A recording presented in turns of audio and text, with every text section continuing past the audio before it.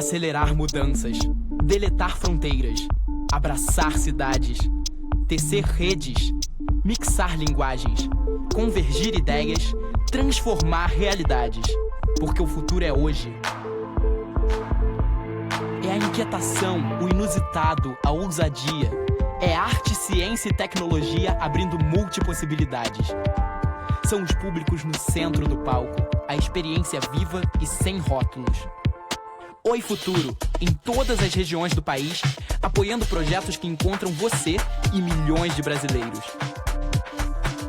Porque a gente conecta pessoas, causas e ideias. E o que está conectado transforma e transcende. Oi, junto é bem melhor.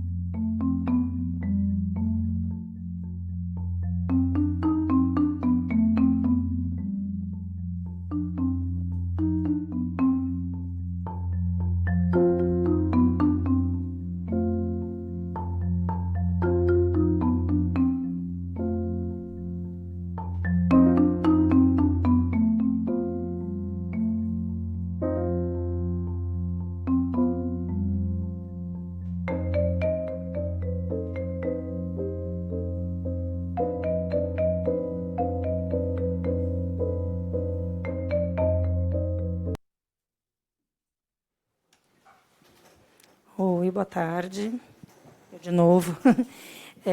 Novamente, queria agradecer a presença de todo mundo. A gente está agora na última mesa. Eu sei que a maioria de vocês acompanhou a maioria das mesas, desde quinta-feira até hoje.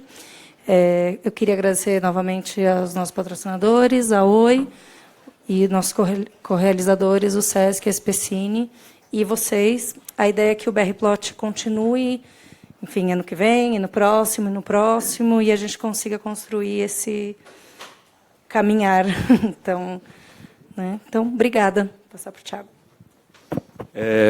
Enfim, eu não vou falar nada, além de agradecer a presença de vocês também, mitos, pessoas de quem tenho orgulho de ser amigo e fã também, e passar a palavra para a Mari, que vai mediar essa mesa e vai apresentar todo mundo. Você já tem um microfone aí. Gente, e por fim, eu acho que eu não vou falar mais, foi realmente a realização de um sonho. Obrigado, Mari Torre, Rafa Sampaio, a Claxon, toda a equipe de produção, o pessoal do streaming, produção impecável, o Sesc. Foram 3 dias que agora chegam ao seu último momento climático, por que não? E espero realmente que a gente continue, porque acho que foi muito produtivo. E se por um acaso alguém perdeu alguma mesa e queira conferir, elas vão estar no YouTube, pelo Facebook do BR Lab também. Tem links para todas as mesas. Foram debates riquíssimos, muito interessantes, e que, se a gente quer ter uma indústria audiovisual forte, o roteiro e a discussão sobre o roteiro, ela é um pilar fundamental para que a gente faça boas obras. Então, muito obrigado e vamos a mais um debate. Valeu.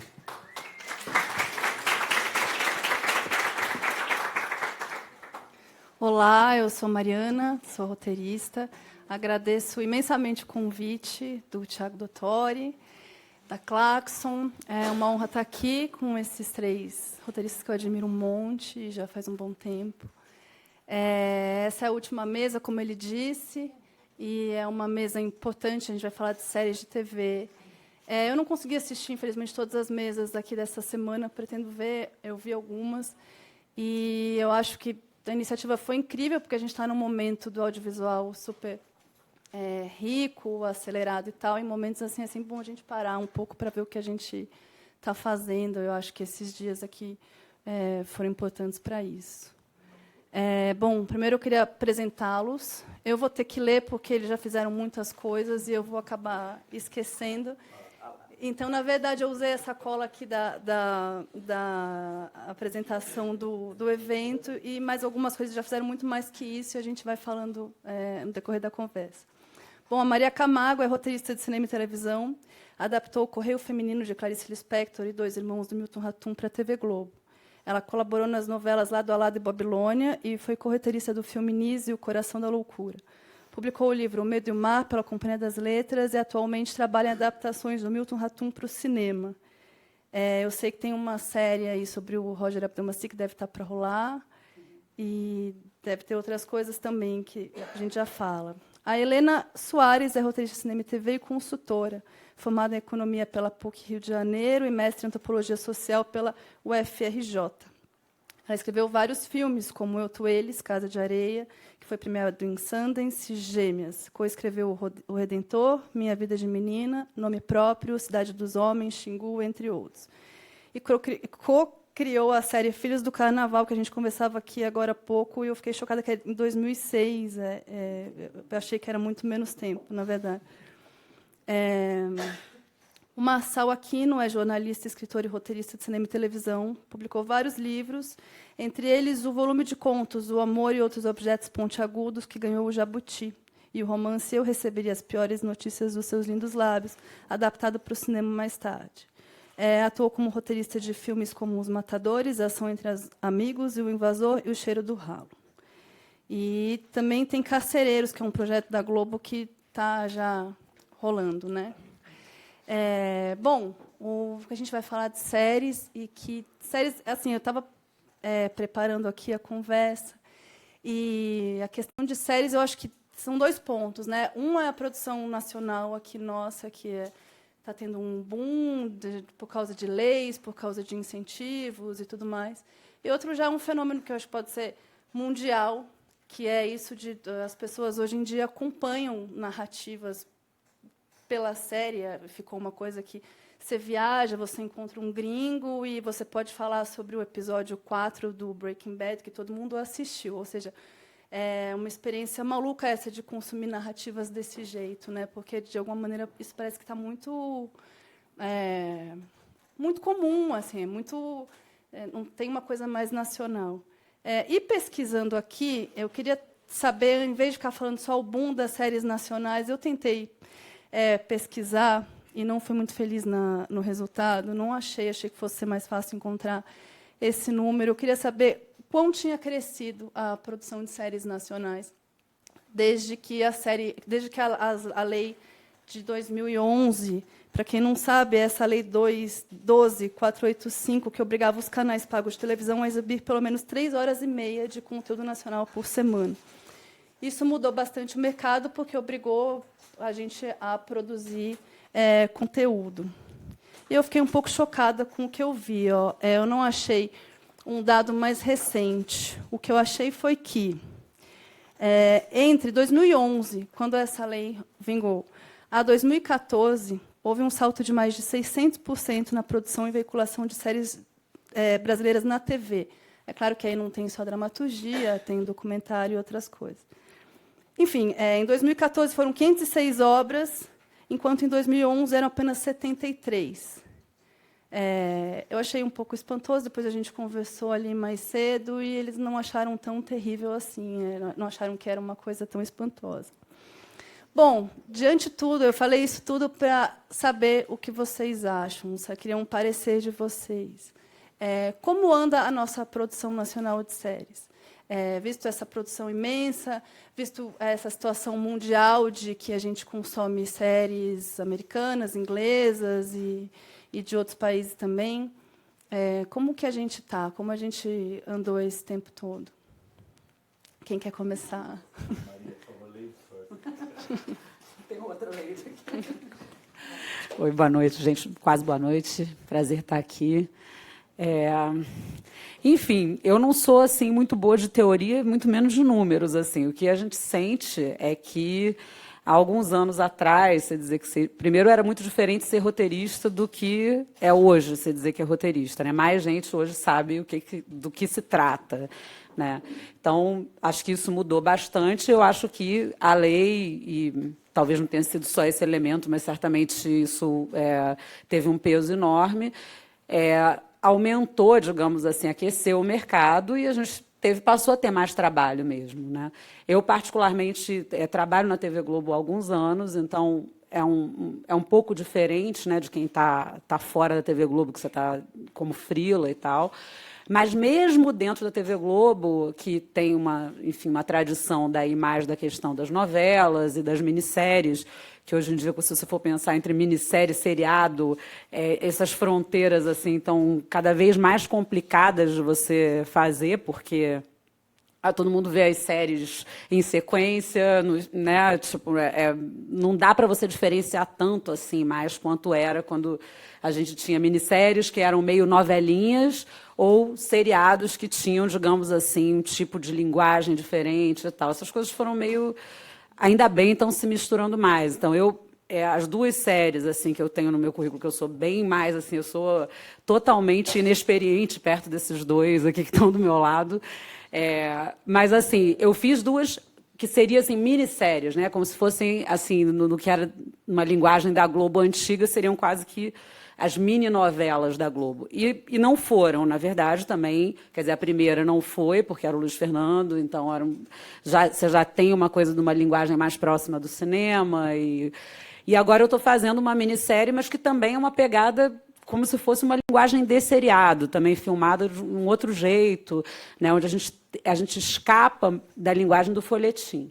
Então, eu acho que essa possibilidade aconteceu um pouco por conta desse aquecimento e dessa febre das séries americanas, sobretudo, porque virou uma febre, todo mundo assiste. Então, se essas séries estão dando certo, por que, inclusive, a TV Globo não podemos experimentar uma narrativa diferente, uma linguagem diferente do que uma coisa que é uma novela mais curta, né? Porque muitas minisséries muito legais, inclusive, mas eram como se fossem novelas curtas, né? Filmadas da mesma forma, construídas narrativamente da mesma forma.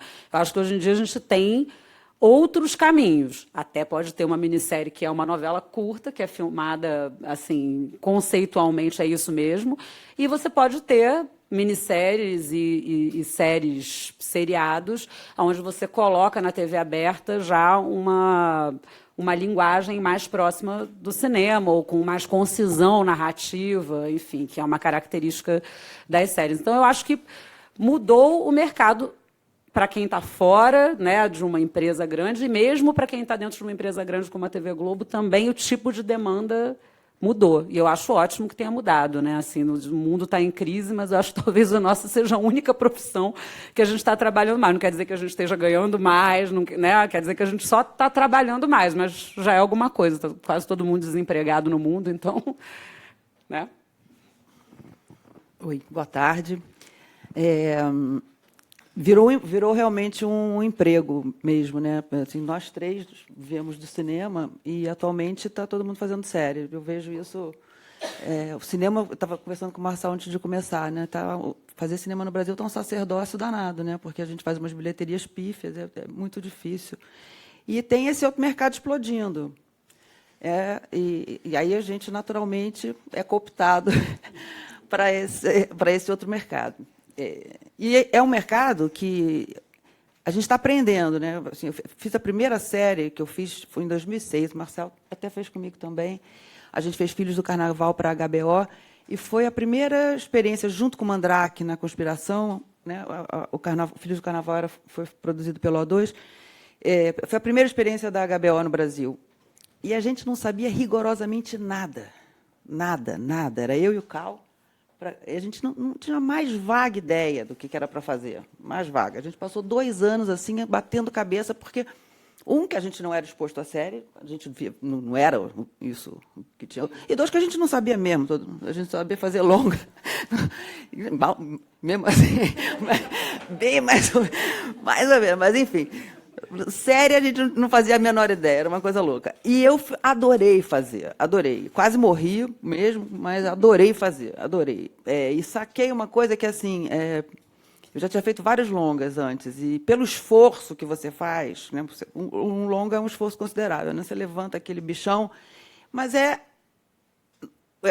você levanta aquele bicho e ele se encerra nele mesmo, né? Na série, você levanta o bichão, você inventa aquele mundo e o negócio desdobra. Então, isso é muito gratificante para quem faz, assim, né? Tem mais tempo, Exato. É porque aquela gente já está existindo mesmo, já tem casa, já tem amigo, já tem, né, inimigo. Então, aquele povo vai vivendo, vai vivendo, vai vivendo. E não é novela, porque novela parece que um café da manhã é eterno, né? É um café da manhã. Assim, você liga, está no café da manhã, você desliga, está no café da manhã. Enfim. Então, foi esse primeiro aprendizado lá. Então, a primeira temporada eu levei 2 anos e meio, e foi engraçado que a segunda temporada saiu com a maior facilidade em 6 meses. Eu estou rezando para que se repita agora que eu estou indo para uma segunda temporada. Ainda não estou vendo essa luz. Mas, enfim. Então, tem isso, né? Eu acho que virou um mercado para a gente. Também é mais arejado, a gente estava conversando, né, Marçal? É mais arejado, tem mais troca, porque o negócio do longa também é cada um no seu, né, no seu quadrado ali, o resto da vida, você nunca mais troca com ninguém. Então, série, você trabalha com equipe. Eu não trabalho com equipe, eu trabalho só com uma pessoa, mas normalmente as pessoas trabalham com equipe, trocam. E assim, agora eu estou fazendo uma série eu e meu marido, a gente fez uma série que é para a Globo, mas pela O2, que eu não sou da Globo, e uma outra série para a Netflix. Então, você lida com plataformas diferentes, com processos diferentes. Por exemplo, o pessoal da Netflix, eu tenho aprendido muito, porque eles são super bem informados. Né? A moça que atende o telefone na Netflix sabe mais drama do que eu. É verdade, porque... Eu não fiz faculdade de cinema, no meu tempo não tinha faculdade de cinema, eu estudei outras coisas, eu nunca fiz curso de roteiro, fui fazer curso de roteiro ano passado, pela primeira vez. Um pouco tardiamente, já joguei muito material no lixo, já gastei dinheiro dos outros, mas, enfim. Tenta não me perder, o que você estava falando. Bom. Então, estou aprendendo horrores. Então, nesse momento, nós estamos aprendendo uma tecnologia nova, né? Todos nós estamos aprendendo a fazer série. E isso tem sido muito bom. Então, Mariana, eu acho que é um momento muito bom. Eu também acho. Marcelo tem alguma coisa para falar sobre... Boa tarde. Não? Vamos ver, vamos tentar. Tá. Boa tarde. Então, bom, enfim, se você se acha um peixe fora d'água, mas eu sou escritor. Eu falo, no juízo final, eu quero estar na fila dos escritores. Sabe? Se houver juízo final. Né? Mas a verdade é porque eu sei escrever livros, eu sei bolar histórias. Bolar significa eu sei inventar histórias, é o que eu gosto. E na forma literária. Eu virei roteirista por acidente, por incompetência do Fernando Bonassi e do Vitor Navas. Eles foram os dois adaptar um livro meu, que eu não tinha terminado, para o Beto Brandt, que gerou um filme chamado Os Matadores. E lá se vão 25 anos, está vendo como é que é? Nós tínhamos mais ideias e mais cabelos, né? Era muito bom. E aí os dois não conseguiram resolver a adaptação daquilo, porque aquilo era uma novela que eu não deu para terminar, eu publiquei como conto. Então o Beto, durante 1 ano e meio, me convidou para acompanhar os trabalhos e nunca ficava satisfeito com aquilo. E um dia de brincadeira eu disse para ele, o que falta no roteiro é isso, isso e aquilo. Ele falou, é isso mesmo, você vai me ajudar a fazer o roteiro, dar um tapa no roteiro. O tapa no roteiro foram 70 dias de trabalho, uma viagem ao Paraguai, entrevista com pistoleiros. E quando eu voltei, a história é a seguinte, escrever, e por isso que eu digo para vocês, o ato de escrever o roteiro, o ato em si, a linguagem técnica do roteiro, não há dificuldade nenhuma hoje. Você entra na internet e tem programas específicos para isso. Eu acho que o grande barato é inventar. Como se bota no papel, cada um tem seu estilo, vai se adequar àquela linguagem, tem uma série de formatos mais ou menos obrigatórios, que é para facilitar, para uniformizar os procedimentos. Agora, o quente é inventar. E é isso que quando me chamam para fazer, eu sou esse cara que inventa. Eu gosto de inventar trama. Eu sou o cara que gosta de tramas, eu sempre gostei de tramas. Assim funcionam os meus livros. A diferença básica é a seguinte, quando eu começo a escrever um livro, eu nunca faço planos sobre o que será aquele livro, o que vai virar aquele livro. Eu vou escrevendo e descobrindo. Obviamente, quando você vai fazer um roteiro de um filme, de um longa, você tem que planejar tudo muito antes, escaleta, toda aquela coisa, até por uma questão técnica, de saber ritmo, quanto dura aquilo, etc. Então, foi um aprendizado que na prática também. Porque eu não queria trabalhar com cinema. Eu adoro cinema, mas eu não queria trabalhar com cinema. Por que você não queria trabalhar? Eu achava que em matéria de atividade economicamente inviável, já bastava a literatura. Eu achava porque... bicho... Livro, veja você que curioso, eu escrevo livros à mão, em cadernos. Eu não faço nem energia elétrica, gente. Eu escrevo à mão. Então, eu acho assim, eu vou fazer um negócio que é muito diferente, eu vou trabalhar com uma coisa que é coletiva. Eu vou escrever um negócio que deverá ser claro, porque ele vai ter que ser entendido por uma equipe de 50 pessoas. Sabe, todo mundo vai ler aquele material, e aquele material vai gerar um produto final, audiovisual. E aí era aquela coisa, eu estou adaptando os meus livros. Eu comecei adaptando os meus livros, meus próprios livros. Outro dia um jornalista me perguntou quanto eu ganhava para ajudar a estragar os meus livros no cinema, né? Porque as pessoas têm essa coisa também, e era um aprendizado importante. Adaptação, o que é uma adaptação? O que é? Porque as pessoas esperam fidelidade. O cara lê o livro, fica louco pelo livro, vai ver o filme, acha o filme uma merda. Porque o filme é diferente. Claro que o filme é diferente, é outra linguagem. Então, eu aprendi nesses anos todos que, pelo menos aprendi isso, a adaptação é uma leitura de um livro numa outra linguagem, que é a linguagem audiovisual. E o cinema é aquele negócio. O que aconteceu com as séries? De novo, eu fui acidentalmente parar na Rede Globo. Porque a Rede Globo tinha um seriado policial chamado A Justiceira, com a Malu Mader, que estava fazendo muito sucesso, mas a Malu engravidou e terminou a série. Precisou parar a série. E aí eles ficaram 10 anos sem série policial. Quando eles resolveram, muito no bojo do cinema policial, vamos chamar assim, o cinema criminal, sei lá, Cidade de Deus, Tropa de Elite, O Invasor, por que não? Né, que era a Rede Globo resolveu partir para o policial também. E chamou, entre aspas, 3 especialistas. Eu não sabia que eu era especialista, mas eu descobri lá. Né? Eu, o Bonassi e o Braulio Mantovani. O Braulio não pôde na ocasião, eu fiz uma dupla com o Bonassi. E eles desafiaram a gente da seguinte maneira, porque eu cheguei na Globo dizendo assim, não, eu não sei fazer novela, por exemplo. Não sei fazer, não assisto novela, não sou público de novela. E eles disseram, não, nós queremos uma série policial, vocês é que vão dizer o que é, vocês ficam livres para criar. E essa palavra me interessou, essa liberdade para criar. O que nós queremos é uma série contemporânea, que se passe no Rio de Janeiro, por uma questão de produção, e que seja policial. Então, nós criamos uma série chamada Força Tarefa, que era uma coisa que eu sonhava há muito tempo. Meu irmão foi policial, e ele trabalhou no serviço reservado da polícia, que é o serviço secreto da polícia, que é a polícia da polícia. E aquele universo sempre me deixou muito curioso. E eu achei que era legal falar daquilo. A gente criou Força Tarefa, que durou 3 temporadas. Só não continuou porque o Murilo Benício inventou. O Murilo é um excelente ator, e o Murilo tem essa coisa de interferir no personagem. Quando nós fizemos Os Matadores, que foi o primeiro papel do Murilo no cinema, ele cerrou um dente, cortou o cabelo, feito um epilético, né, uma coisa estranha. E aí, quando chegou no Força Tarefa, ele resolveu engordar. Ele engordou. Ele ficou barrigudo, ficou relaxadão e tal. Beleza. Acabou a primeira temporada, ele fez regime, emagreceu, virou galã de novo. Chegou a segunda temporada de novo, ele engordou, não sei o quê. Quando na terceira temporada ele já tinha chegado aos 40 anos, ele viu que ele não voltava mais ao peso e ele já não ia poder dançar baile debutante, né, moçada? Que é uma fonte de renda importante. E aí, ele desistiu da série. Ele desistiu da série e a Globo nos disse, se vocês quiserem, a gente continua com outros tal. E a gente resolveu sair fora com o Alvarenga, a gente estava trabalhando no núcleo do Alvarenga na época. Fizemos uma outra série policial chamada O Caçador. E aí coincidiu com o momento em que o cinema foi se tornando de novo, voltando aos tempos pré-retomada. Do ponto de vista de financiamento, do ponto de vista, sobretudo, de público. As pessoas, eu acho incrível, as pessoas não vão ver filme brasileiro. Eu tenho aquela piada minha que funciona sempre, eu digo assim, que quando acaba um filme brasileiro não sobem créditos, sobem débitos. Né?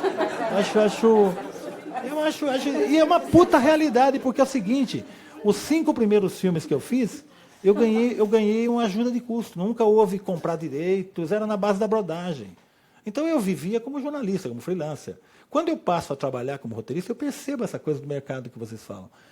Eu acho, assim, olhando hoje, se você procurar um roteirista para fazer um longa no mercado, não tem. Está todo mundo ocupado. Isso é maravilhoso, gente, porque eu vim de um tempo, como fã de cinema, que tinha 2 roteiristas no Brasil, o Leopoldo Serran e o Calmon.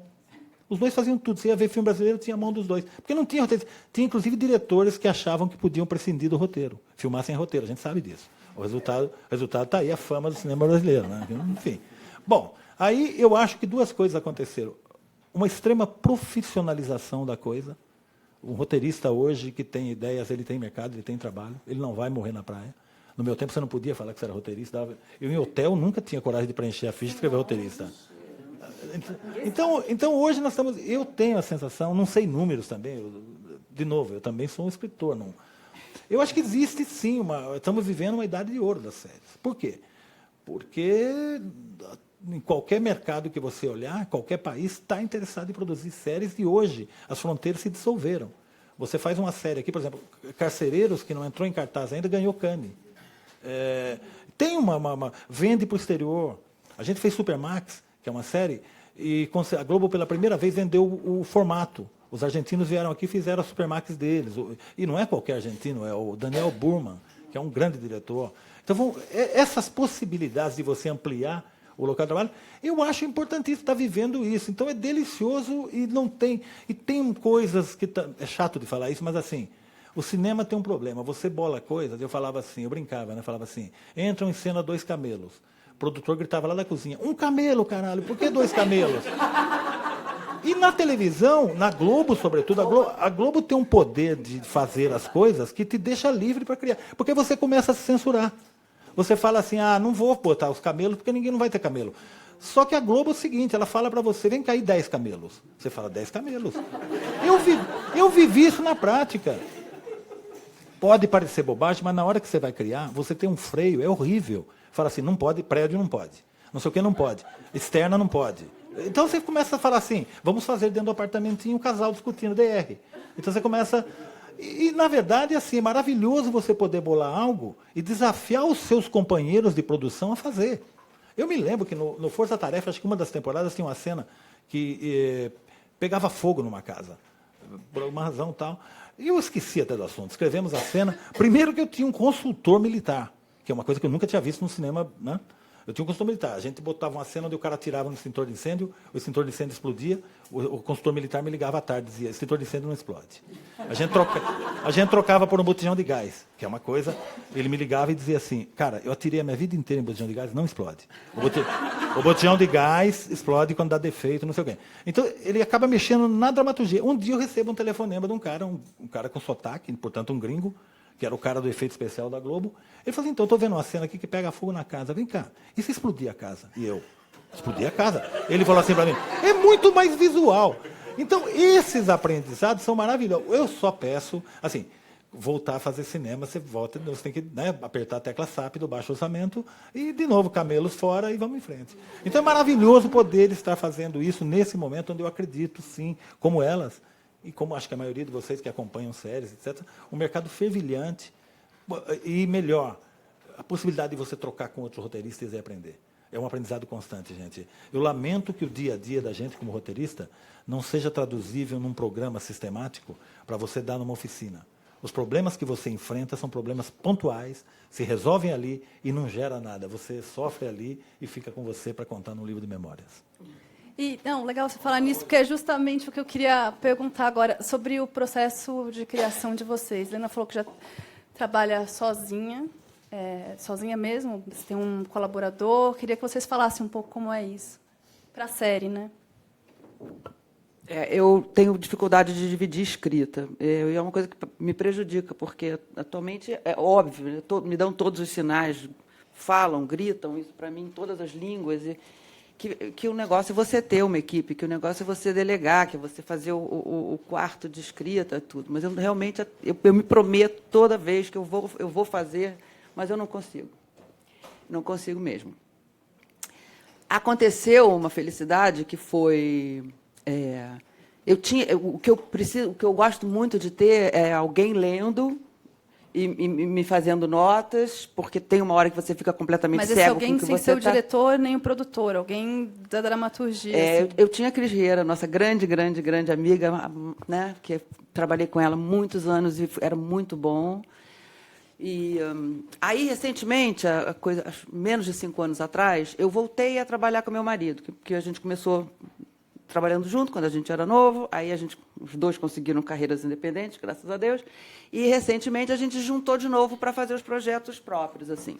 E aí, como era um casal, era muito chato ser só nós dois. A gente sentia que precisava de uma terceira pessoa para dar um pouco de seriedade à coisa, né? Senão a gente acabava comendo o tempo todo, falando dos filhos e tal. Aí eu comecei a entrevistar umas pessoas e a gente contratou uma moça jovem que tinha saído da escola de cinema e funciona. Agora eu colei nela de uma forma assim, uma dependência, porque eu não faço absolutamente nada sem ela. Porque ela é muito boa de escaletar, ela estrutura muito bem. Eu não deixo ela escrever, ela não se incomoda. Posso estar fazendo um damage para ela permanente, mas, enfim. Então, ela me ajuda a escaletar, que é uma coisa que é difícil fazer sozinho, né? Para mim, pelo menos. Então, a gente escaleta junto, eu vou, escrevo, ela olha, faz os comentários, eu reescrevo, e quando está pronto, aí vai para, né, aquela cadeia de clientes internos que a gente vai tendo até ir para o mundo, né? Então, vai primeiro para o diretor, depois vai para o canal, e depois... Então, eu tenho trabalhado assim. Mas escrever mesmo, eu sozinha. Porque o que eu acho difícil, assim, o tempo que eu estou explicando para a pessoa que é para fazer, eu acho que eu escrevo. Porque é uma cretinice, porque é óbvio que, por mais rápido que eu escreva... Né? Você tem várias frentes, todo mundo escrevendo, mas acho que é o que eu gosto de fazer. Mas uma série de 13, essa que você fez para a Globo, pelo O2, tem quantos episódios? 13? 10. 10 e você fez sozinho, mas aí é um tempo muito estendido ou é um tempo normal de um desenvolvimento de série, assim, já que você está sozinha? Não, a gente fez rápido, 1 ano. Tudo é. Eu fiz junto, porque eu estou fazendo. Eu fiz 2 juntos. Eu fiz Lava Jato para a Netflix. Primeira temporada, e fiz o 13 Dias junto. Comecei o 13 Dias, aí fui fazer Lava Jato, aí fugi, não contei para ninguém, fiz outros 4 capítulos, e voltei para Lava Jato, e foi puxado. Agora estou na 2ª temporada da Lava Jato para a Netflix. Mas sozinha. Eu acho que eles vão me apertar agora e vou ter que dividir. Porque eles querem, em maio, eu não vou conseguir escrever 8 capítulos de janeiro a maio. Enfim, não sei o que vai acontecer. Vou tentar. Eu estou assim, descobrindo também qual é a minha forma, né? Porque eu tinha vindo de uma experiência de escrever ou cinema, que aí sozinha, também nunca consegui. Assim, tem sempre essa experiência, entrou um roteirista, entra você depois, essas coisas que não é escrever junto, né? É tipo dividir um roteiro, que é uma coisa mega complicada, né? Geralmente é porque não está dando certo alguma coisa quando isso acontece. Nunca tinha escrito junto com alguém. Aí tive experiência com novela, que é o oposto, que é como colaboradora participar da equipe, onde tem um monte de gente que é delegado, eram delegadas funções para mim, e eu não era redatora final. E aí, quando eu fiz o Dois Irmãos e o Correio Feminino, foi pela primeira vez eu escrevi. E aí eu escrevi sozinha, absolutamente sozinha, não tinha ninguém. O Dois Irmãos foram 10 episódios, teve uma versão em 8. Depois a versão que foi filmada foi em 10. E eu fiz absolutamente tudo sozinha. Num dado momento eu tive uma pesquisadora, que era essa pessoa, ela funcionava para mim como essa interlocutora, porque realmente, às vezes, não é o olhar do diretor, que, obviamente, já está filtrando ali como é que ele vai filmar. Então, ele tem um objetivo muito claro ao ler o texto, não é uma pessoa neutra que está preocupada só com a história, ele já está pensando outras coisas. Mesma coisa o produtor, mais ainda o produtor que já está querendo cortar os seus camelos, né?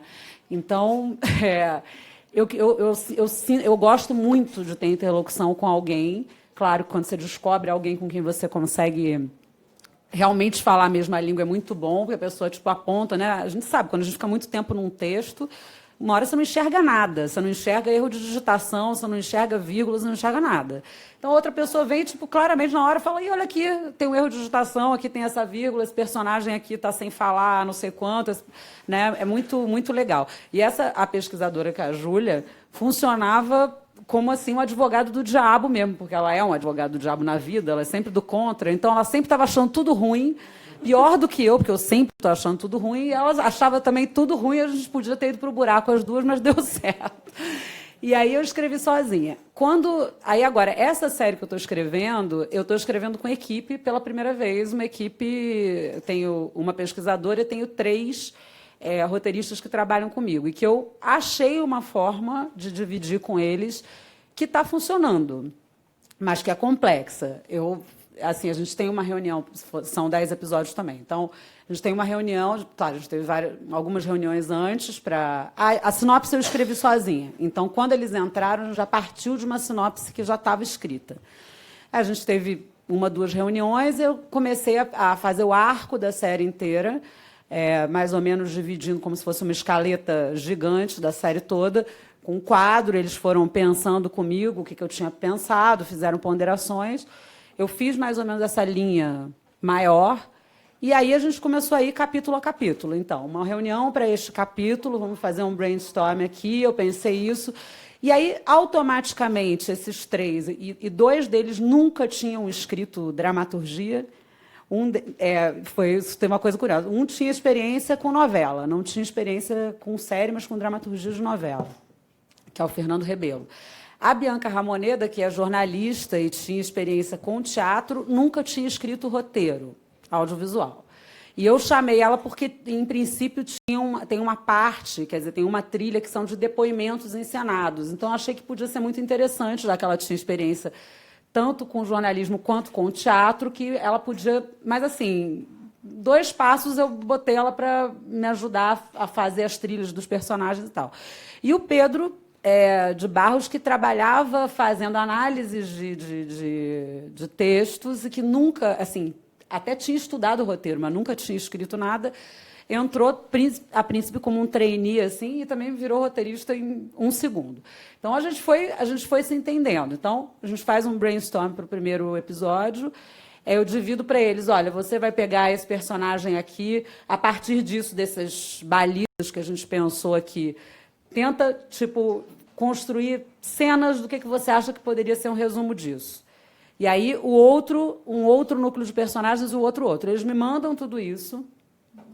Aí eu jogo fora tudo que não me interessa, pinço dali o que me interessa e vou construindo a escaleta.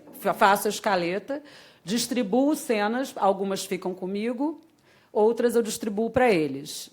Que geralmente acaba sendo, cada um vai se apegando um pouco com aquele personagem que ele está escrevendo melhor, que tem mais a onda. Eles me devolvem. E quando eu junto, normalmente tem assim, um capítulo que vai ter que ter 45 páginas, tem 120. E aí entra a redação final, que é o grosso do negócio, que aí é solitário mesmo, que eu tenho que fazer sozinha, que é transformar aquela maçaroca lá de 120 páginas em 40 páginas, que digam o que eu quero dizer. Aí, quando eu saio exausta com a língua de fora, eu mando para eles fazerem revisão. Eles fazem as sugestões de texto, eu finalizo e mando para a produção. E aí, no dia seguinte, reunião do próximo. E assim a gente está desde março, então a gente está terminando agora o 10º capítulo de março até agora. Foi rápido pra caramba, está todo mundo com a língua de fora, ninguém sabe mais qual é o próprio nome, mas, enfim, a gente está vivo. Eu não sei se na próxima coisa que eu vou fazer eu vou usar o mesmo método. Eu acho que também tem uma natureza. Essa história, essa série, por exemplo, ela é um plot. Então, você tem núcleos muito separados que vão se trançando, digamos assim, os fios, né, vão se comunicando. Então, eu acho que é totalmente diferente de uma série que tivesse uma outra natureza, né, de um núcleo forte que a coisa vai indo, uma trama só que vai levando. Eu não poderia fazer dessa forma que eu estou fazendo. Então, eu acho que a natureza da história também pede um método, né? Então, é isso, a gente está engatinhando, né? Como fazer séries. Estamos aprendendo. A próxima, que eu espero que aconteça, porque eu estou adorando também, apesar de estar exausta, é muito legal, né? E é isso, esse fôlego que os personagens vão ganhando, assim, você fica com eles mais tempo, que por um lado é isso, você trabalha mais tempo, trabalha mais, fica mais cansado, mas vai dando a impressão de que você conhece aquilo muito e não dá vontade de deixar eles embora. Mas agora eu já estou com vontade de que vão embora. É curioso, porque eu vim da literatura, né? Venho da literatura, onde é um exercício absolutamente solitário. Sozinho, você e os seus fantasmas, os seus personagens. Quando eu fui mexer com cinema, obrigatoriamente eu quis ter a interlocução do diretor. Eu trabalhei sempre com os diretores, Beto Brant, o Heitor Dália e assim por diante. Por que eu queria isso? Primeiro, por insegurança minha com a linguagem. Já que era o cara que ia filmar, eu meio que perguntava para ele: vem cá, se eu escrever isso aqui, você entende o que é? Ah, sim, pode deixar. Então, com o Beto Brant, sobretudo, o Beto dizia: beleza, eu estou entendendo, eu sei o que é, pode deixar. O Beto tem uma maneira de trabalhar muito particular, muito peculiar. Então, de certa maneira, eu fui ganhando uma segurança, mas, ao mesmo tempo, eu tinha uma coisa, porque, como eu ia adaptar um livro meu, teoricamente apenas, eu sabia tudo sobre aquela história. Eu digo teoricamente porque o escritor, em geral, não sabe o que ele está fazendo. quando ele sabe demais, é meio fraudulento o negócio, eu acho, sabe? Ele dá explicações, o personagem aos 5 anos foi abusado. Conversa, gente. Isso é coisa de ator de teatro. O personagem é recortado naquele momento, o passado dele a gente vai explicar a partir dos atos que ele cometeu agora. Essa história de foi abusado, não sei, não me interessa, não consta da narrativa. Então, o Beto Brant, por exemplo, pegava um livro meu e eu entendi uma coisa que os escritores sabem, não necessariamente os roteiristas, mas os escritores sabem, que quando você pega um livro e várias pessoas leem aquele livro, cada pessoa lê de uma maneira. Essa é a maravilha da literatura, é a riqueza da literatura. Eu, como autor, leio de uma maneira que não é necessariamente a maneira que você vai ler, e assim por diante. Quando chega o diretor para filmar, eu perguntava para o Beto, que filme você vê aqui? E ele me contava qual era o filme que ele queria tirar daquele livro, e no mais das vezes, não era o que eu pensava que eu faria. E eu falava, ótimo, então eu sei o caminho a seguir. Isso me deu uma segurança de não perder tempo indo numa direção que mais tarde vai ter que ser consertada. Só que isso gerou uma dependência dessa interlocução.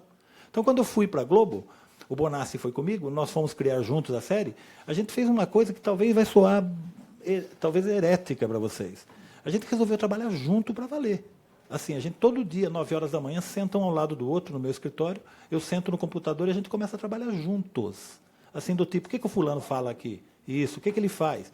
E desde a sinopse, desde a escaleta, é tudo junto. A ponto de, quando a Globo criou a tal Casa dos Roteiristas, ela elegeu 6 caras, ela escolheu 6 pessoas. Infelizmente, há uma queixa de que não há mulheres na história, que é um clube da Luluzinha, do Bolinha, mas não é verdade. Porque eu sei, porque nós queríamos muitas mulheres lá. Foram convidadas mulheres que não toparam o desafio de ter que supervisionar trabalhos dos outros e ficar um pouco longe da escrita. Faz 1 ano que eu não escrevo nada.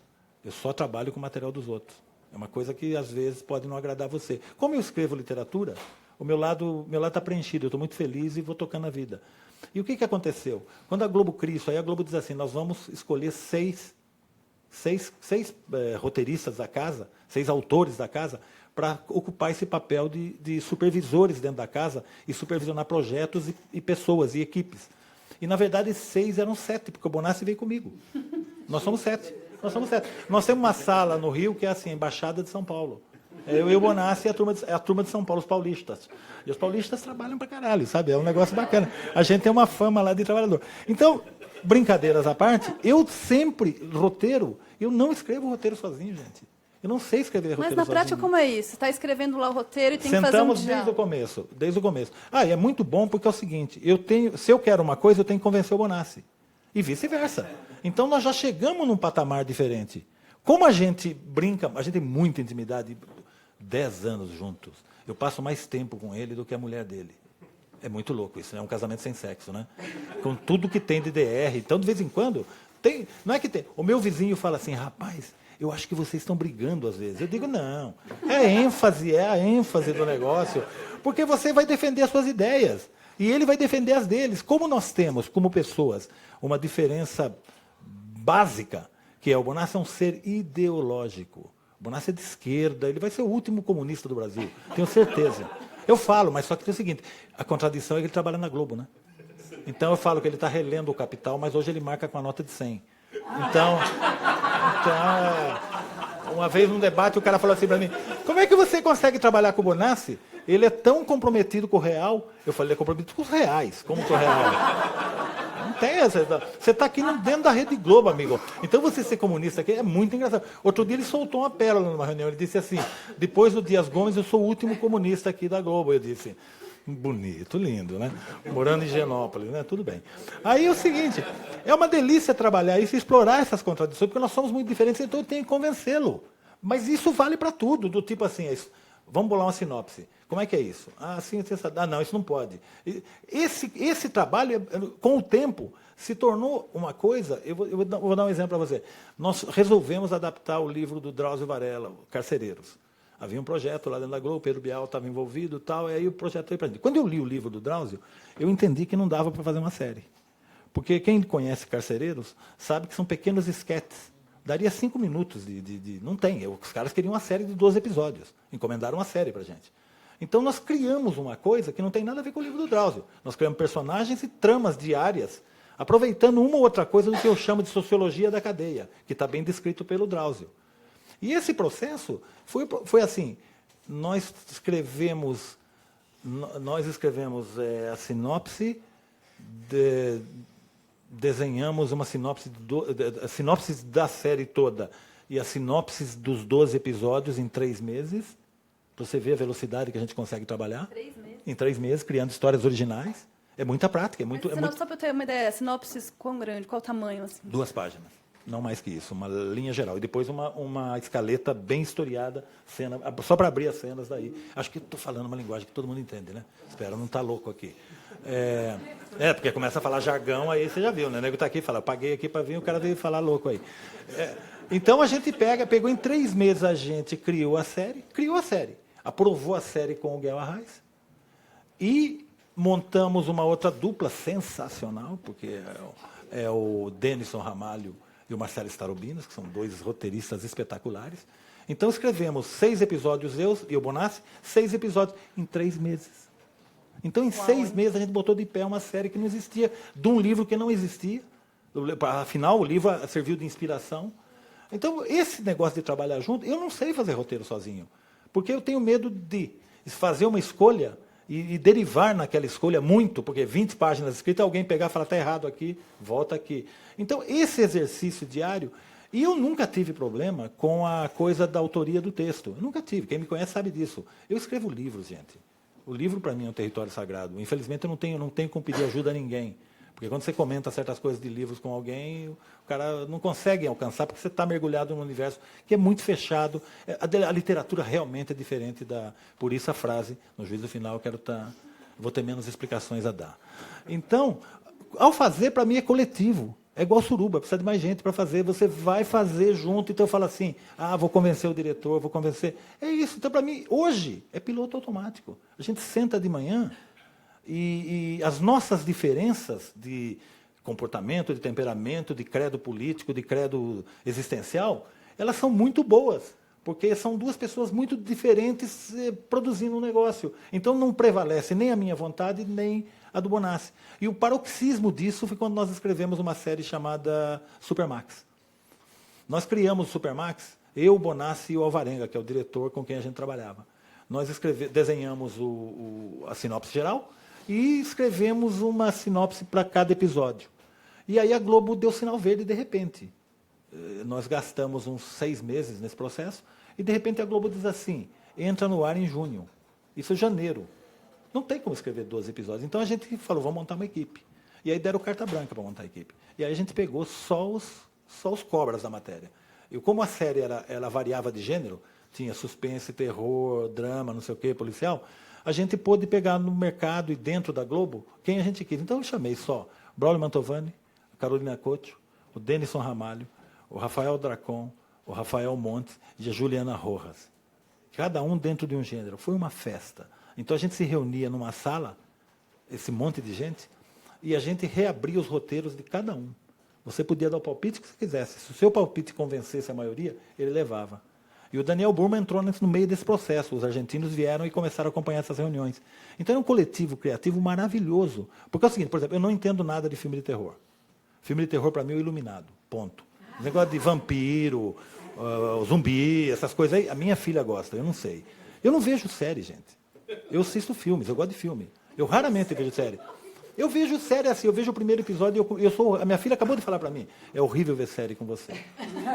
Porque minha filha é o seguinte, ela tem um blog onde ela comenta séries.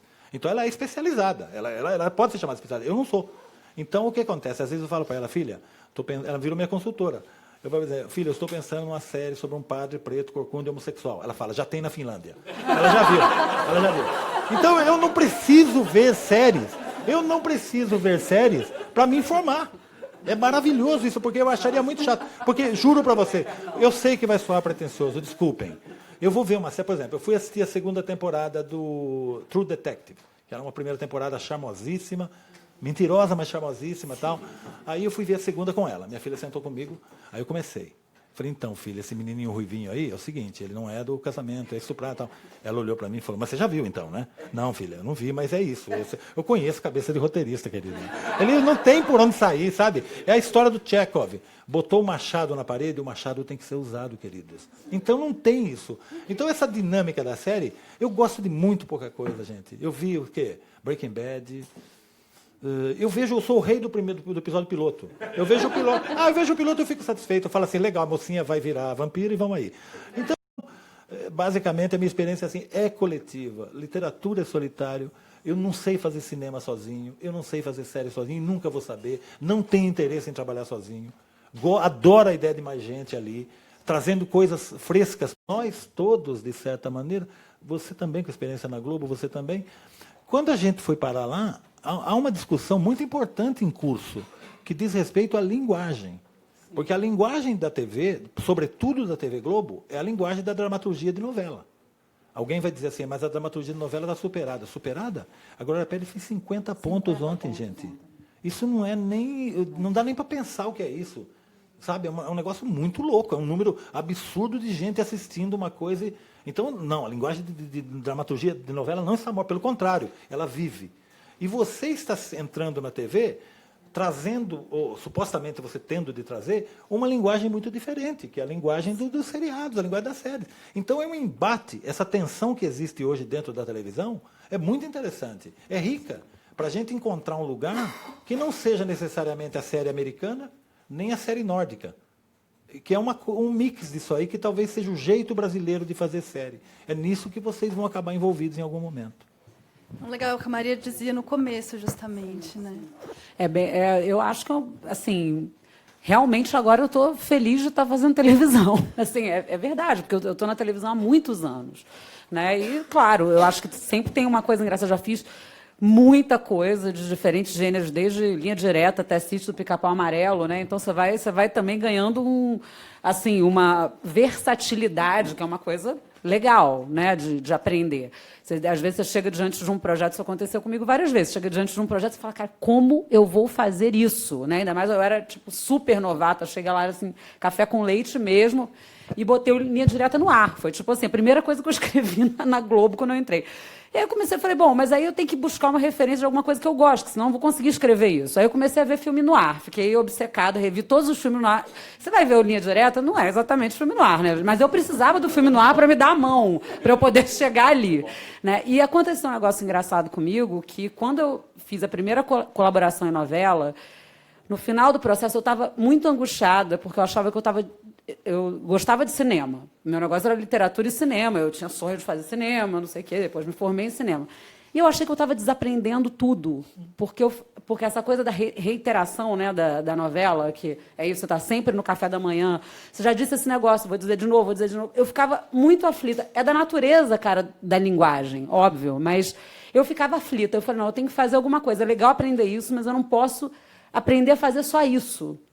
Eu tive uma sensação de que eu estava só conseguindo fazer daquele jeito. E aí eu voltei para a faculdade, que eu não tinha terminado, fiz vestibular de novo e me formei em 2009. Já tinha filho e tudo, porque eu queria me obrigar a ver filme do Murnau às 7 da manhã. Falei, quero ver filme mudo. Vou aprender a não resolver nada com palavra, que é o contrário do que acontece na televisão. E eu fiquei fazendo isso durante 2 anos mesmo. Assim, eu vi filme mudo. Aí eu falei, agora na média, vamos aqui. Então, agora eu sinto que eu estou mais próximo do jeito que eu escrevo melhor. Não quer dizer que eu não possa, né, me adaptar, ou agora eu estou fazendo novela, agora eu estou fazendo seriado, agora eu estou fazendo não sei o quê. Mas eu estou mais próximo do jeito que eu gosto de escrever.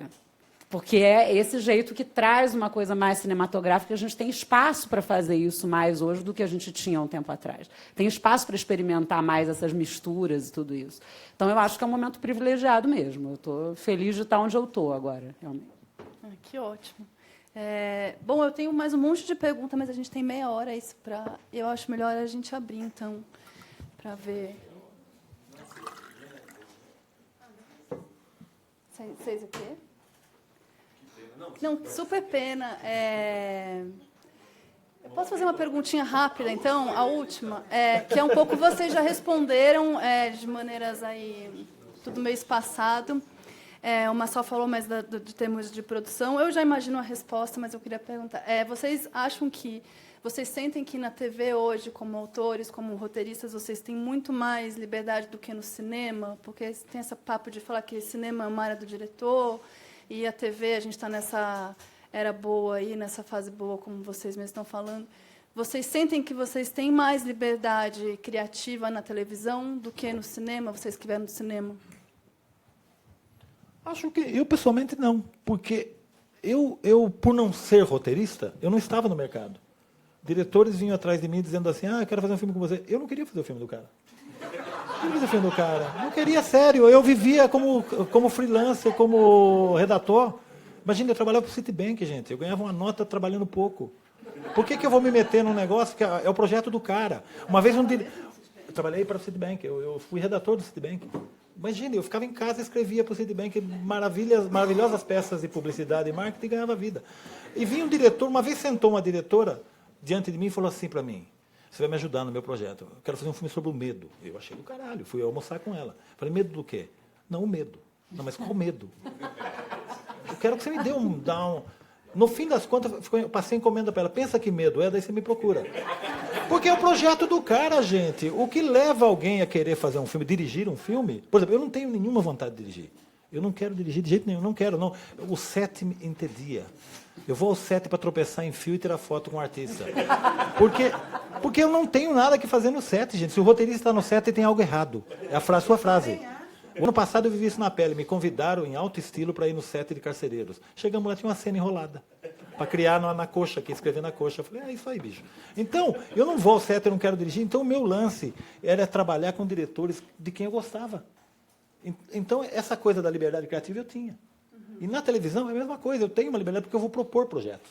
Eu vou inventar o projeto. Ele vai sofrer adequações de parte do diretor, etc., mas ele sai do zero. Qual é o seu próximo projeto? Não sei, talvez, sei lá. Entendeu? Essa liberdade eu tenho. Dificilmente eu recebo uma encomenda para fazer. Porque justamente a TV, o que a TV gosta de nós?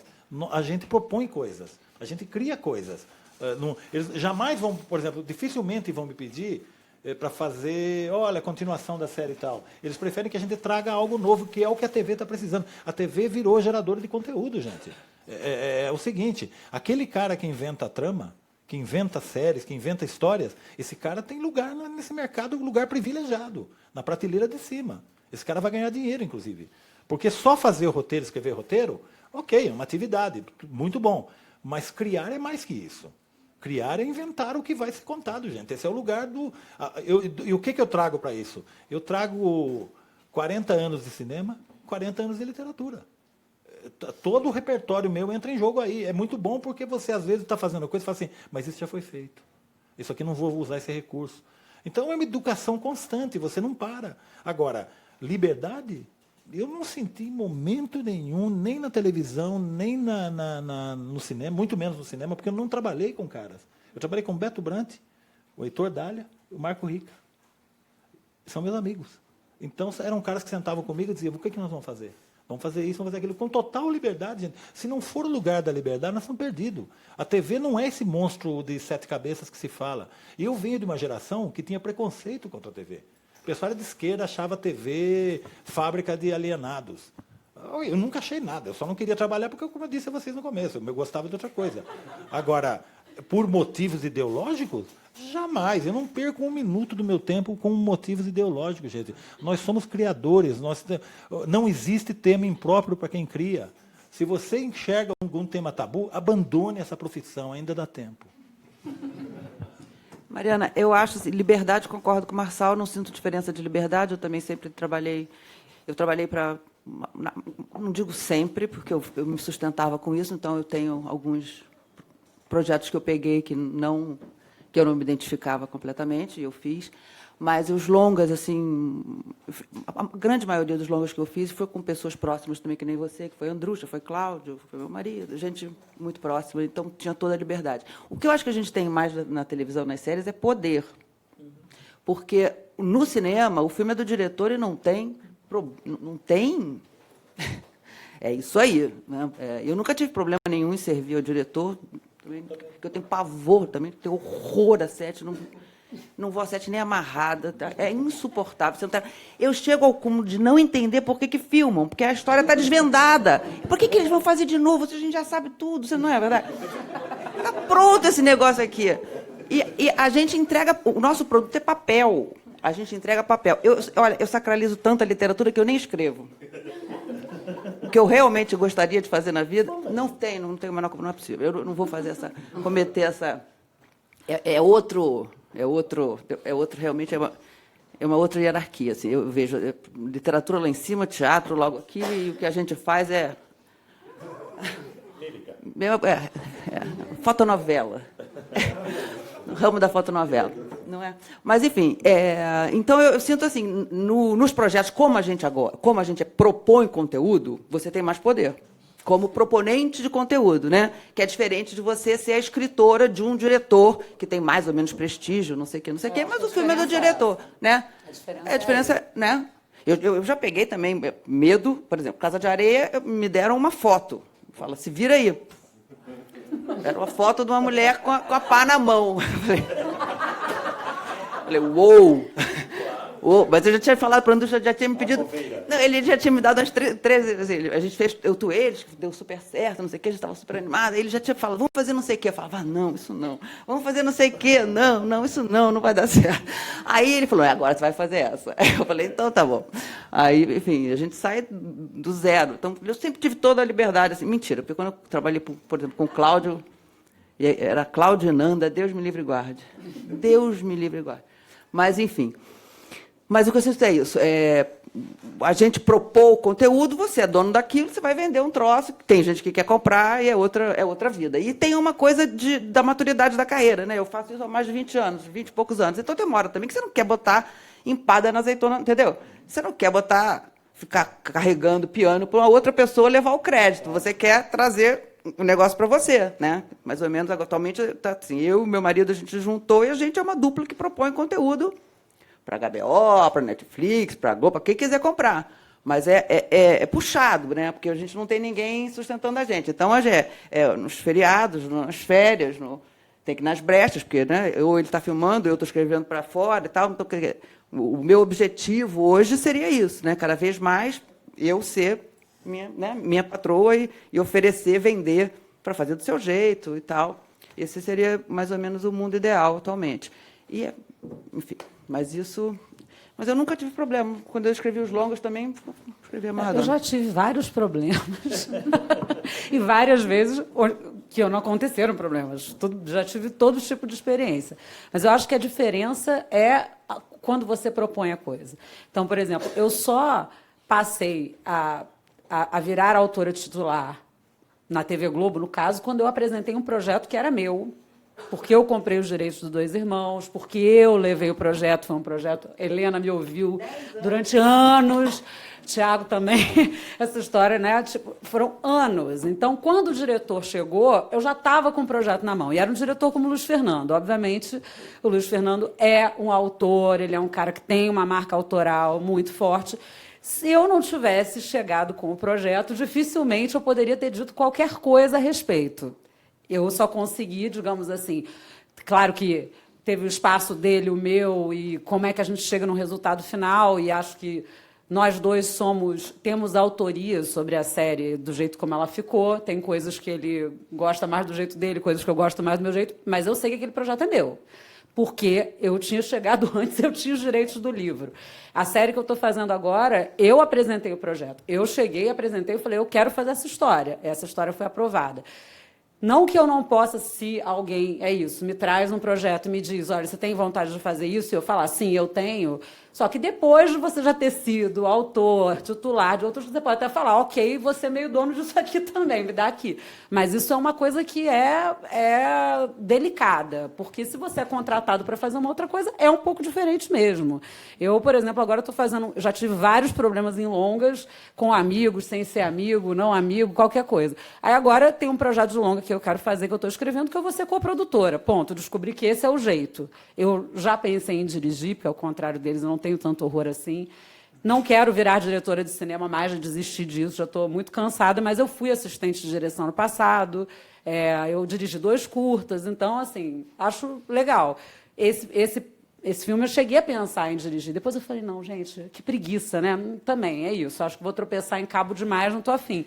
Mas eu quero ser coprodutora, porque se eu não for coprodutora, eu vou botar isso na mão do diretor e eu vou perder de vista o negócio. E eu não quero perder o filme daqui. Eu quero que ele continue sendo meu, mesmo eu não sendo diretor. Então, eu acho que depende muito mesmo de em que posição você está em relação à história que você vai contar. Eu acho que a gente está num momento realmente muito bom. Eu acho que o mundo inteiro está numa crise monstruosa, o Brasil nem se fala, e as pessoas gostam mais ainda de ouvir história quando a gente está nesses momentos, porque história todo mundo sempre quer ouvir, mas tem uma demanda agora maior. E a gente... Que bom, né? Bom para todos nós aqui. Vamos abrir? Bem, Newton, boa tarde. Opa. Rapidinho também. Não, é nessa linha da pegada do poder do autor, como a gente falava, cinema geralmente é o diretor, que é o autor, né? Em televisão, no padrão americano, seria o roteirista, que vira autor, por ser criador, showrunner, o nome que quiser dar. Mas aqui no Brasil teve uma, em geral, eu não sei como é que está agora, mas assim, uns 2 anos atrás eu fui de um júri de séries e eu vi que tinha várias séries, eu acabei assistindo, que o pessoal falava, tipo, roteiro não é bom, tal, estava tendo essa discussão, e realmente roteiros ruins. E eu fui ver mesmo, não tinha um roteirista. Não tinha um roteirista-chefe nas séries. Não tinha um roteirista forte. Tipo, a Globo não existe isso na Globo, sempre tem um roteirista forte. Quer dizer, mesmo tendo o Luiz Fernando Carvalho, vai ter a Maria Adelaide, vai ter alguém forte. O Luiz Fernando Carvalho vai ter que dialogar com um autor forte. E as séries de TV, é que eles inverteram o sinal, porque nos Estados Unidos o showrunner foi criado, pelo que eu entendi, o Mark sabe até melhor que eu, justamente para dar poder ao autor. Que você está buscando, que nós estamos lutando, poder de produtor a um roteirista. Então a indústria percebeu que o roteirista tinha que ter um poder de produtor, como ela gosta de ganhar dinheiro, fala, não, é melhor nós que temos o dinheiro, dar o poder a um roteirista, que é um cara que fica em casa, vê lendo livro, e sabe que todo produtor tem inveja da gente, porque a gente fica lendo livro em casa. Então dar poder a esse cara que é um intelectual. E no Brasil inverteram, então o showrunner virou uma espécie de crédito de criador a um produtor que não participa da sala, não escreveu. Então, às vezes é o dono da produtora, às vezes é um amigo, um diretor, tal, mas não é um cara que participou da sala. Vai dar errado, pronto. Deu errado, vários casos deu errado. A pergunta era só essa, vocês acham que dá errado mesmo? Eu acho que dá errado. Mas veja... Eu acho que é merda, dá merda. Então a gente tem que exigir que tenha autor forte. Alguém tem que ser chefe. Pode ter sala, eu sou a favor de sala, mas a sala não exclui o fato de ter alguém que é o autor da série, alguém que é o chefe da sala, entendeu? Ou 2 chefes, que seja. Eu posso falar isso tranquilamente, porque é o seguinte, a experiência da Globo com a Casa dos Roteiristas e com a divisão hoje dos núcleos de dramaturgia, porque antigamente a Globo funcionava por núcleos. Eu pertencia, por exemplo, ao núcleo do Alvarenga. Rigorosamente, eu poderia trabalhar com outro diretor, eu poderia cruzar essa linha, mas eu trabalhava com o Alvarenga porque a gente produzia para o Alvarenga. Com a criação da Casa dos Roteiristas, essa coisa mudou. O poder está na mão dos caras ali, bicho, dos criadores. Por quê? Porque hoje nós escrevemos algo e falamos assim, quem que a gente vai querer que dirija? Você está entendendo? Quem é que vai dirigir? A gente escolhe o diretor. O nosso poder mudou. É uma beleza. A casa é ótima. A casa é uma inesquecível. Eu brinco que eu sou roteirista fora da casinha. Não, e sem contar que todo dia para o Projac é jogo duro, hein? Não, essa é a melhor, deve ser a melhor parte. Jardim Botânico é 20 minutinhos, tranquilo. Mas então hoje mudou. Eu nunca vou. Hoje mudou. Você tem um grupo de 6 supervisores, o Guel acima deles, o outro núcleo de dramaturgia de novela é o Silvio de Abreu, e você tem o Waddington do outro lado lá fazendo comédia, shows, etc. Esse pessoal hoje, abaixo deles, que são os criadores, os escritores, etc., é quem mandam. Tirou-se o poder dos diretores da Globo. É uma curiosidade isso. Tem diretor que ainda não se acostumou com isso. Porque havia muito essa coisa. O diretor tinha que aprovar a coisa com o produtor, ele pulava essa etapa. Ele ia direto no Manuel Martins ou no Schroeder e vendia a série para ele lá. Está errado, porque você tem que respeitar essa hierarquia. E hoje isso acabou. Eu digo sempre, para existir dentro da Globo, vai passar por um desses filtros aí. Vai entrar em algum lugar, vai ser lido por esse pessoal. Porque havia uma queixa também de que recebia muito material e não dava retorno. O cara entregava um projeto lá, ninguém sabia o que acontecia. A casa também foi criada para isso. A gente tem uma interlocução com quem apresenta projetos. A gente senta, se aquele projeto tiver alguma possibilidade de ir em frente, a gente pode abraçar essa causa e supervisionar. É isso que a gente está sendo incentivado a fazer. Fora esses cruzamentos. Eu vou trabalhar, por exemplo, com o Cláudio Paiva. O Cláudio é do humor. Eu jamais teria a possibilidade de trabalhar com o Cláudio. Só que o Cláudio está do meu lado. A gente, como troca muita figurinha, vamos fazer um negócio junto. Então, esse tipo de experiência, que não sabemos, eu espero que dê muito certo, até para continuar trabalhando pertinho ali, para não ir de novo para o Projac, Você ia muito ao Projac, Marcelo? Coitado. Eu Porque- nunca vou ao Projac. Não, mas porque veja você a curiosidade. Eu sou de São Paulo. Lembra? Eu sou paulista. E quando você está lá, você Então, tem que ficar indo ao Projac. Eu tenho que ir para o Projac. Meu lugar é o Projac. E o que acontecia no Projac? Nós começamos a nos envolver não por determinação, mas por recomendação em etapas do processo que eu, pessoalmente, não gosto. Por exemplo, montagem. Eu detesto montagem, gente. Por que eu vou montar? Eu já não vou no set. Aí eu vou receber material bruto, tem 150 horas de material. Não vai acontecer. Então eu tenho um montador. Então nossa função nessa época era ir lá e todo dia sentava na fase final, via a montagem dos episódios, junto com o diretor. E eu dizia, eu não sei, gente, se tirar esse plano se muda. Sabe essa loucura? Vamos, tira o plano para mim, faz favor. Porque daí é bacana, porque hoje com o computador você faz na hora, o cara falava sem o plano. Aí eu olhava o plano, olhava para o diretor, ficou melhor, cara. Então, só que eu estou participando de um projeto que eu não domino, que eu não, rigorosamente falando, eu não tenho interesse. Eu não tenho interesse. Eu era tão ignorante que eu escutava falar a seguinte frase: fulano exibiu o filme não sei aonde, não foi bem, ele vai remontar. Eu pensava assim, não vai remontar, vai trocar a ordem dos negócios. Não. Na verdade, ele tirou um plano de um filme, ele muda. Sabe, eu sempre falo que às vezes o filme, eu estou no cinema, às vezes vendo o filme, ele está acabando, eu falo assim, tem que acabar agora, pelo amor de Deus. Se entrar um plano a mais, vai foder tudo. E geralmente vai o plano a mais. os bons diretores acabam. Eu me sinto aliviado e falo, que bom, cara, parabéns. Sabe, acabou na hora certa. Mas eu não tenho interesse na montagem, eu estou interessado na história. Então hoje mudou dentro, eu te informo isso. Hoje, duas coisas importantes aconteceram. Isso de você efetivamente ter poder, de inclusive chegar para o cara e falar, escuta, não quero isso, eu tenho a ideia de fazer, não, isso não rola. Eu lembro, embates sérios com diretores, dizendo assim, estou pensando em adicionar isso no roteiro. Não queremos. E nós dois somos autores, somos obrigados a respeitar. Na boa, sem brigas. E a segunda e mais importante coisa, se você tem um projeto, você pode mostrá-lo na Globo. Você pode encaminhar para a Globo, porque vai ser lido dentro desse... Você vai receber um feedback disso. No mínimo, vamos dizer, não nos interessa porque tem a série e tal, ou porque não... Antigamente era um sumidouro o negócio. Isso acabou. Thiago perguntou como é que era na Netflix, mas esse é um caso específico, porque o trabalho é de quem traz o trabalho. Né? E no caso, eu estou trabalhando para o Zé Padilha. Então, ele trouxe o trabalho. Não, eu sou criadora com ele, mas a Netflix comprou a grife dele.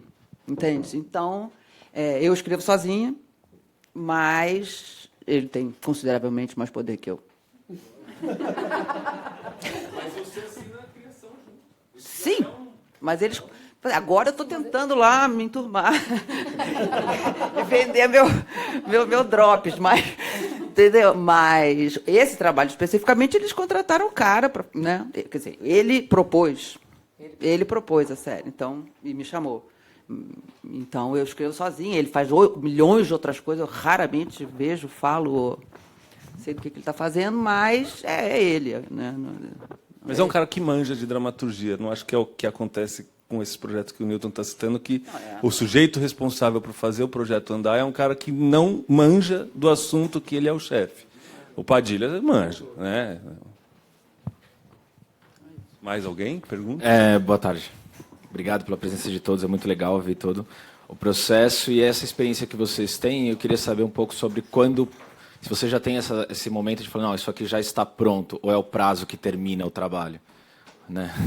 Então, se há essa relação assim de tá terminado, né? Ou não, vamos até o fim ou estouramos o prazo.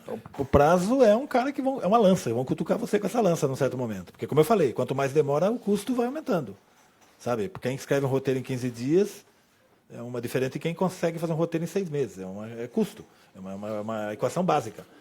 Mas, na verdade, não. Na verdade, finalmente, o que vale é estar aprovado, no meu caso, assim, agrada a gente, eu subo o projeto para o Guel Arraes, no caso. E ele lê e ele pode me devolver e dizer, não concordo com isso, eu posso voltar para o autor, eu faço uma intermediação disso aí. Hoje eu posso pôr a mão diretamente. Por exemplo, há um roteiro que nós estamos trabalhando e ele voltou 3 vezes para o autor, e o autor não conseguiu resolver um pedido específico. Primeiro, ele resistiu. o que é normal, e está tudo certo. Ele disse assim, ele mandou um longo arrazoado dizendo que nós estávamos errados. Ele via daquela maneira, etc, etc. Beleza. A gente propôs a ele uma solução, chamou para conversar, etc, convencemos ele a fazer. Só que ele deu um truque. Ele mandou o roteiro, ele mudou, mas ele escreveu a mesma coisa.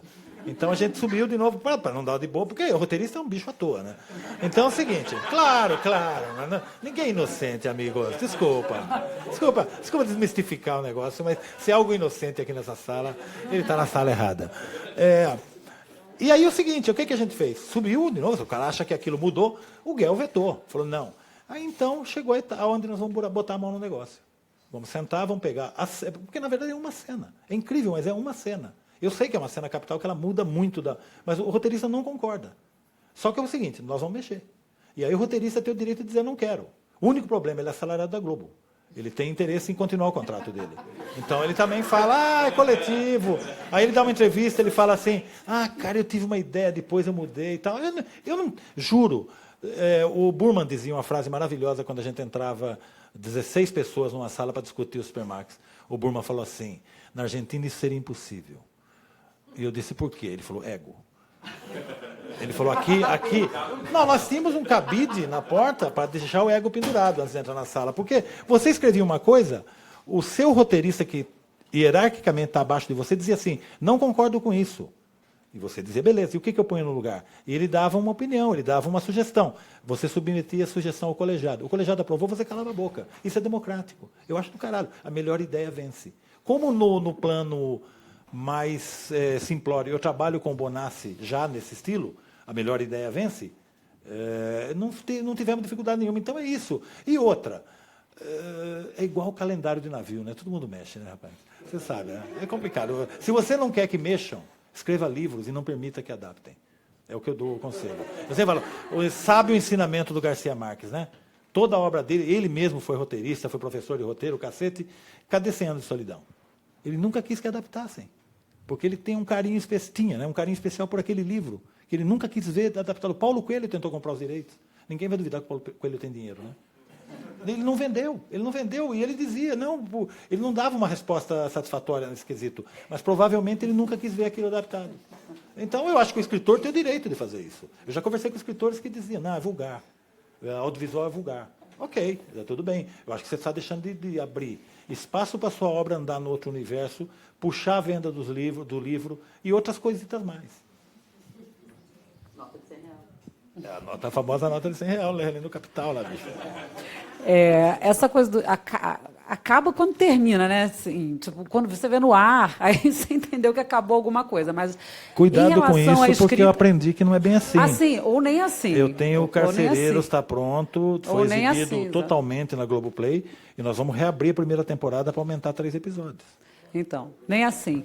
Mas, assim, do ponto de vista da escrita, só acaba quando o prazo acaba e você é obrigado e assim, reler depois que você entregou é desesperador. Depois da última, você ainda vai ter uma revisão, você fala, ok, mas senão, cara, é impossível, porque você sempre fica querendo mexer em alguma coisa. Livro é desesperador também, né? Tipo, é pior, já está publicado, o que vai adiantar? Por que essa vírgula estava aqui? Por que o entretítulo era esse? Enfim, não tem jeito. Tem uma hora que você tem que largar o negócio e não olhar mais para ele, porque senão você vai querer mudar alguma coisa. Comigo acontece assim. Prazo, eu sou religiosa com prazo. É um negócio que pauta a minha vida, eu fico fazendo contas, acho que a maior parte do meu tempo eu faço as contas, eu separo o dia em 3 partes, e na primeira parte do dia eu vou fazer isso, e na outra parte do dia eu vou fazer aquilo. Você consegue cumprir tudo isso? Compro, sou uma doente mental, eu faço, aí de noite eu faço resumo na cama, é uma coisa muito bom. Eu faço. Uma coisa que você falou, assim, que resistência é uma palavra proibida para a gente. Você tem uma... Olha, escrever, não sei, talvez as pessoas sejam mais nobres, não devam fazer audiovisual. Quem tem resistência, tem convicções, não deve estar no... Porque resistência, para quem escreve roteiro, não tem como, não faz sentido. Você está morto de saída, porque se você não conseguir ouvir o outro, seja o outro o seu parceiro ao lado, seja o diretor, seja o produtor... E tem uma coisa muito saudável que o processo impõe, que o processo vai te batendo, né? Quer dizer, você manda para o diretor ou você manda para a emissora, para o teu cliente médio, né, intermediário, e aí vai dizer coisas e você vai mexer. E isso acontece até o final. Na produção, eu fico impressionada. Na produção, quando a produção diz não tenho 10 camelos, engraçado, a minha experiência é que o negócio cresce quando enxuga. Sabe? Várias vezes a gente fica com dor. Ai, mas aí vai cortar. E aí a solução é melhor. É impressionante. Porque aí é um critério pragmático, né? Tem que cortar alguma coisa. Aí eles têm uma intuição lá de produtor ou de não sei o quê, que eles tiram uma coisa que é menos essencial, né? Que já está em Aristóteles, né? Se não pertence, não pertence. Então, eu sinto mesmo assim, que o negócio só faz crescer. Só faz crescer e vai amadurecendo. Agora, eu passo com essas coisas horríveis de querer escrever sozinha, porque, em geral, começa a filmar e eu ainda estou escrevendo. Aí é um pavor, porque a produção liga e você não tem respostas prontas para dar, e já estão filmando. Esses agora, eu nem sei como acabou. Foi acabando, um dia eu falei, gente, acho que acabou. Acho que acabou, porque não tem mais ninguém ligando. Não é assim? Você não sabe. Porque enquanto estão ligando, você está escrevendo. Tem que mudar essa cena, tem que mudar não sei o que lá, tem que fazer não sei o que, isso aqui não está bom, e não sei o que. Você vai. De repente você fala, ué. Silêncio. Caralho. Acho que eu vou embora. Né? Acho que eu vou sair daqui. Assim. Mas, enfim, é isso. A gente tem espaço para a última pergunta?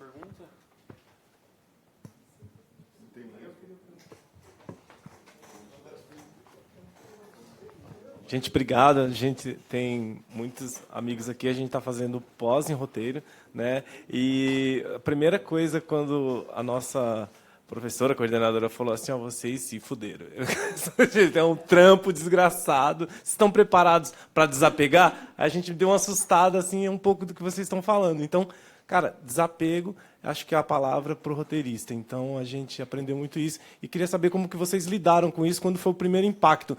Isso aqui não pode, e isso aqui vai ter que sair, vai ter que mudar. Como é que foi que vocês lidaram com isso? Eu tenho um amigo, um diretor de arte, o Tulé Pique, que vocês devem conhecer, que é uma graça de pessoa. A gente estava fazendo Casa de Areia. Me obrigaram a ir no Maranhão, fazer uma semana de ensaio no Maranhão, antes da filmagem. Eu não estava lá na filmagem. E aí estava saindo o carro que ia me tirar daquele areal e me levar de volta para o aeroporto, eu desesperada para entrar naquele carro. E aí estavam os atores, assim, né? Estava a dona Fernanda, a Nanda, assim, e aí eu já indo embora com a bolsa, assim, e uma dizia, mas eu quero isso, eu, não. A outra dizia, mas olha, isso aqui não estava, eu, não. Aí o Tulé virou para mim e falou assim, você parece um maître. Então, Eu venho do jornalismo. Então, só dizendo isso para vocês entenderem o que é mexer no texto dos outros. Não, é o seguinte, eu vivi as duas coisas. Eu fui repórter, então tinha um redator que mexia no texto, copy desk. Eu assinava bonitinho. Às vezes ficava melhor, às vezes ficava pior. Né? Era uma coisa. Depois eu virei redator e eu senti na pele o problema de você mexer no texto do cara. É um problema também, porque você tem uma responsabilidade. E o jornal, às vezes, quando eu trabalhei no Jornal da Tarde, sobretudo no Jornal da Tarde, que dava muita importância para o texto. Trabalhava-se um texto literário, não jornalístico. Então havia um bando de escritores enfiados lá dentro escrevendo, gente muito boa, caras que eu lia, meus ídolos. Eu trabalhei com os meus ídolos e tive essa felicidade. Então, o que acontecia? Você mexer num texto de um cara que você admira é complicado. Então, em geral, era assim, realmente procurar uma agulha no palheiro, ou então a coisa do tamanho. O texto tinha 200 linhas, cabia 150, você cortava 50 linhas. E o texto bom se corta pelo pé. Você tira o pé. Tira o pé. Se o cara deixou alguma informação para o fim, ele está errado, porque existe um negócio chamado lead, que ele tem que pôr na cabeça. Então, eu vim disso aí, vim da literatura, onde supostamente o texto é sagrado, né, porque você quer... Paulo Coelho diz isso, né? Está errado, mas eu quis assim. Eu tenho que respeitar porque ele vende pra caceta, mas eu não sou assim. Eu terminava, sempre foi a minha experiência, talvez tenha um pouco do jornalismo aí. Eu termino um livro, eu passo para 5, 6 pessoas lerem. E normalmente eu acato as observações. São escritores, eu acato, e não tem humildade nenhuma nisso, tem o desejo de deixar aquilo melhor. Tem o desejo de, quando o livro está publicado, você vai reler, você vê um negócio e você fala, eu devia ter tirado isso aqui. E fora que o trabalho que você lida com editor na editora. Uma boa editora tem um editor que senta com você e discute com você. Diz, por que você quer dizer essa linha, essa frase? Parece bobagem, não é. Se você vira uma experiência, eu indico uma experiência muito interessante para se ver, um escritor americano que eu admiro muito, chamado Raymond Carver, que foi adaptado pelo Robert Altman, naquele Shortcuts, que é um espetáculo, são 8 contos e um poema que transformou naquele roteiro. O Carver era um cara curioso, porque ele teve um editor chamado Gordon Lish, Na verdade, é um case americano. O Gordon Lish foi o cara que pegou o texto ele criou o Raymond Carver. E criou um negócio chamado minimalismo, que é aquele texto... Aqui no Brasil existe uma edição do texto sujo do Carver. O editado é melhor. O editado é maravilhoso. É que nem versão do produtor. Não acredita na versão do produtor, sabe? O produtor prometeu mais minutos de cena para a atriz, por algum motivo que nós não sabemos, mas digamos que é um pouco isso. Então, eu digo para você isso, resistência, então no roteiro menos ainda. Porque vem um cara que fala algo para você. Eu me lembro de uma brincadeira que eu fazia com o Beto Brandt. Às vezes eu propunha uma cena, o Beto falava assim, não, mas não precisa isso aí não. Não, mas Beto, essa cena é importante para mim e tal. Não. O Beto é um amor de pessoa. É um irmão. E eu falava assim, não, Beto, eu vou deixar aqui. Deixa, eu derrubo na montagem. Entendeu? Então não tem resistência nenhuma. E amoroso, isso é um gesto amoroso. É um gesto amoroso. Eu acho até democrata demais que o Beto chama para ver copião. Eu não tenho nada a dizer sobre aquilo. Eu tinha a dizer até o roteiro, gente. A hora que eu bati o martelo do roteiro, quando param de ligar para mim, eu viajo de férias, cara. Eu saio e vou viajar, vou ler, sei lá. Tem uma frase que já me contaram, dizendo... algumas pessoas diziam que era do Daniel Filho, outras que era da Marluce, da Globo, mas que é maravilhosa. Que diz, só tem uma coisa, um prazer maior do que o prazer sexual, que é mexer no texto alheio. De quem é, eu não sei, mas assim, realmente isso rola. Agora, eu acho que é isso. A gente fica acostumado com isso na origem. Quando você começa a trabalhar como roteirista, você já entendeu que é desse jeito. Agora, claro que tem um bom senso também aí, né, gente? Tipo, a gente sabe o que é essencial, quer dizer, os camelos que vai cortar, se isso essencialmente não está mudando, o que é o central na história, muito bem. Agora, se for alguma mudança, que alguém que te mude uma coisa que é essencial, aí você tem que sair em defesa da sua história, porque você acha que isso é essencial. Agora, se você tiver um bom leitor, você não vai ter um bom leitor que vai te falar, mas a gente ouve outras pessoas que não são tão bons leitores assim. Então, nesse equilíbrio aí, né, com bom senso... Eu não vou dar os nomes nem sob tortura, mas há um diretor muito experiente e um roteirista muito experiente. E eles tiveram um embate. Mas não assim uma cena ou coisa geral. O produtor achava que o roteiro estava muito inteligente, muito alto, e o público não iria entender, o que é uma burrice. Mas, enfim, o cara é produtor... Ele dizia, não, tem que botar. Chamou o roteirista e disse para o roteirista, cara, você tem que emburrecer isso aqui. Emburrecer isso aqui, você está entendendo? E o roteirista olhou para ele e disse, eu vou deixar isso tão burro, mas tão burro, que só você vai entender.